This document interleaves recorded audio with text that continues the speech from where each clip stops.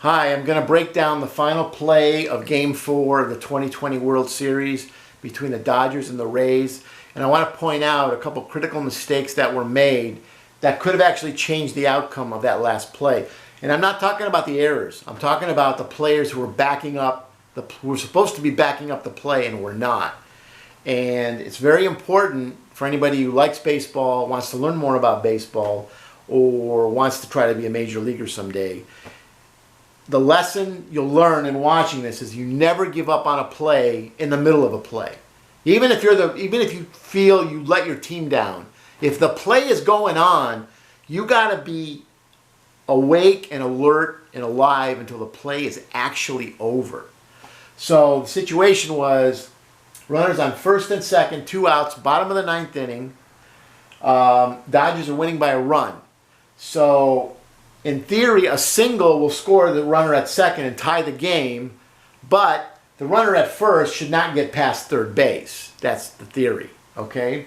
But it does mean either way, you're going to want to back up home plate, because if this guy scores, the game's over. So you want to protect home plate, and I'm going to show you what happens.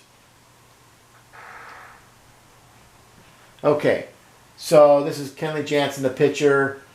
Watch his body language as soon as he gives up the hit. Okay? He goes, oh no, it's almost like, oh no, I screwed up. So he's watching, look at him. He's down. Why are you on your knees? What is that for? You got to be behind the plate backing up the catcher. Okay? So now he's just backing up slow. It's way too slow. You gotta get behind home plate. You should be behind home plate right now. And here's the deal. If he's behind home plate, guess what happens? If he's already behind home plate, you see him stumbling? If he is over here, he sees him stumbling, he can yell out to the catcher, runner fell,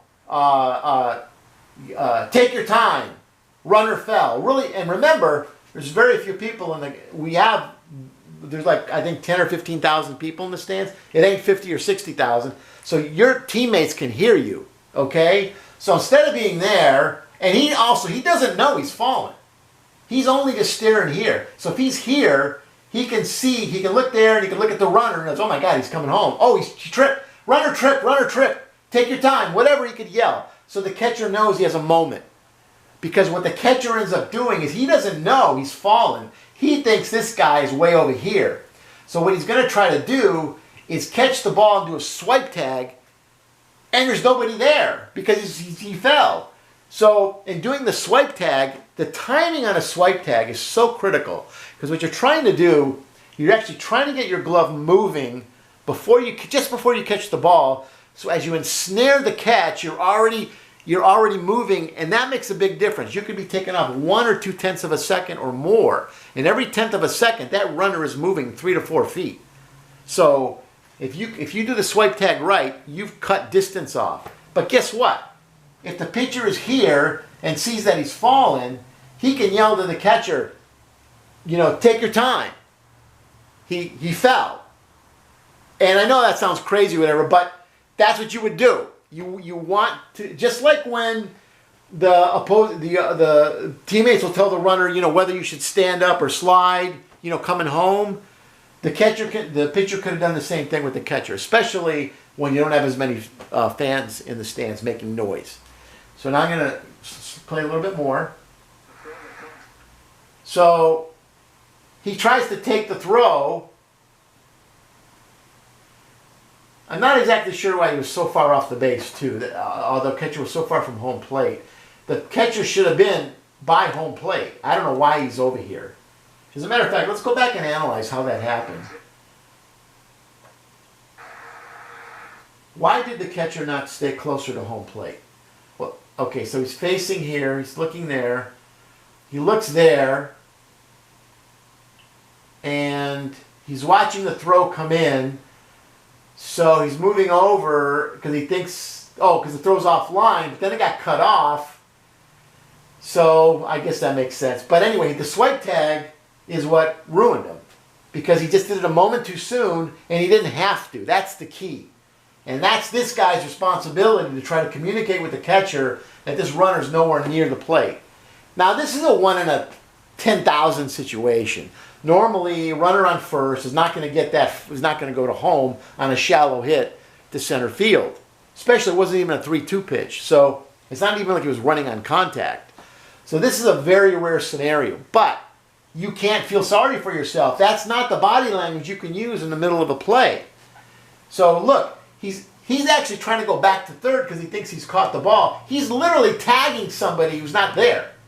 And that's why he missed the ball, because he swipe tagged so soon, he didn't catch the ball. And that, I believe, could have been averted if he had been standing here, watching what's going on, and you just got to have short words like, catch it, meaning you got him if you catch it, okay? I mean, there's all kinds of code words you can come up with. Catch it would mean just make sure you caught the ball because you have time, all right? And he would have caught the ball, and he's out in a rundown. That's his game over. I mean, the inning is over, and they go in extra innings and tie. Instead, the ball dribbled away. See, he thought he had the ball, and it actually hit the umpire and rolled away. He still doesn't know he's here. That's the crazy part. I mean, well, he didn't see him fall, that's for sure. If you look, that's the other thing about this play. He just took way too long to react, and now he doesn't see him fall. He's not where he's supposed to be. He didn't see him fall. He has no idea where he is. That's another thing. How can you be backing up the play or being involved if you don't know where the base runners are? So at the end of the day, if I were the manager, I'm not mad at this guy for giving up the single that ties the game. I'm mad because he gave up on the play and felt sorry for himself. This is a team sport. You can't feel sorry about yourself in the middle of a play if it then causes you to give up another run and lose the game. And you got to just tell him, hey, a home run's different. You hit a home run, the game's over. Nothing you can do about it. But in this instance, I mean, they're going to show you, look, it's incredible. This guy should have never scored. And he never would have scored if the pitcher had been watching what was going on, I don't think. So, I mean, he's already committed. He's going. He's not even rounded third yet. And he's going home. And he's actually signaling that he's going home. So he did his part. But watch. Watch when he falls. So look at this. He's tumbling. I mean, this is like your worst nightmare. He is just so disappointed and sad, he never even saw him fall. So he can't contribute important information to the catcher that might have changed the catcher's actions toward catching the ball. Because the catcher had plenty of time to catch that ball, and he never knew it. And that is the sad part of the play. And everybody will say, oh, he gave up. Oh, that was the play where the Dodgers had 2 errors, and they let a runner score from first.